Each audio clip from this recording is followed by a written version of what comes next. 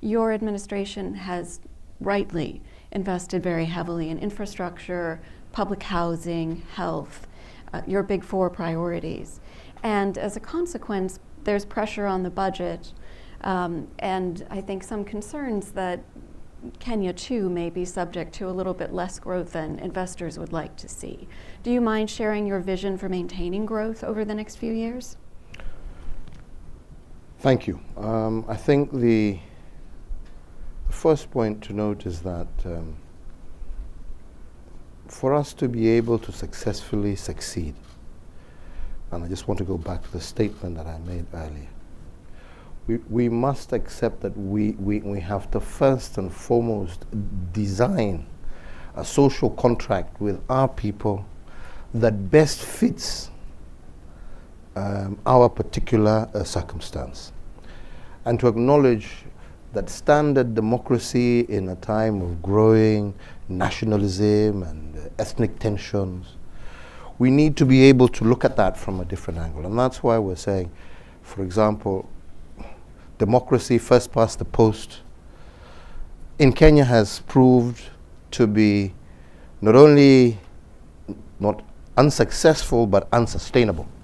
And that is why we're trying to engage each other to see how we can come up with a social contract that always allows for inclusivity, so that there are no groups or regions that feel left out.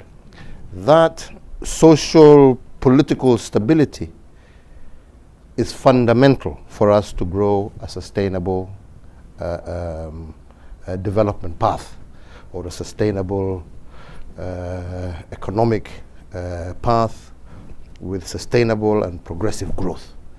And if you look at some of the crises that you're seeing emerging in different parts of the country, is that we looked at their economies, but once the political factors kicked in, they're struggling.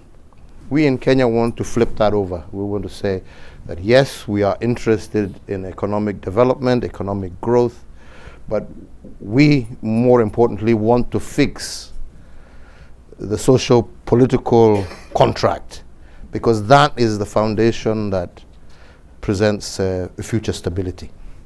So our key focus, number one, is that. And that's why we're also saying we want to now begin engaging the world on that basis. That is why we're saying there was a time, especially when our countries were being founded, where the American principle and love for freedom and democracy saw you grant a lot of support to those of us who were struggling and fighting against colonialism and for our independence. And thereafter, very strong support for our economic agenda. A lot of the companies that first set foot in independent Africa were largely American companies that saw themselves, coming through. We want to again renew that contract, and to recognize that, yes, if we want sustainable economies, we need to be able to do so, not just depending on the public sector, which puts strains and stresses on our budgets and so forth, but to re-engage once again with the private sector.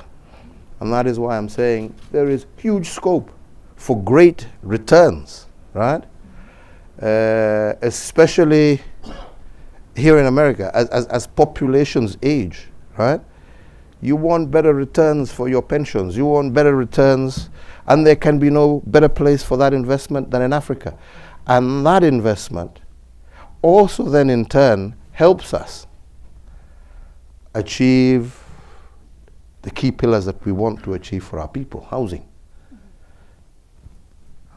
job security, food security, right?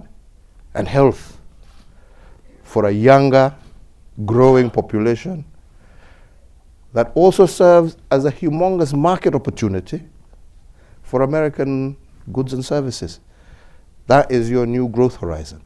So we're here, first and foremost, to strengthen that partnership between our two governments, as you have said, that has been elevated to a higher level, but with a clear understanding that for us to be able to achieve our economic agenda, maintain the growth rates that we want to deepen our partnership with private sector by granting them opportunities for them to be able to come in, help us achieve the key priorities that we need, but also give great and ample return for the investments that they themselves are making.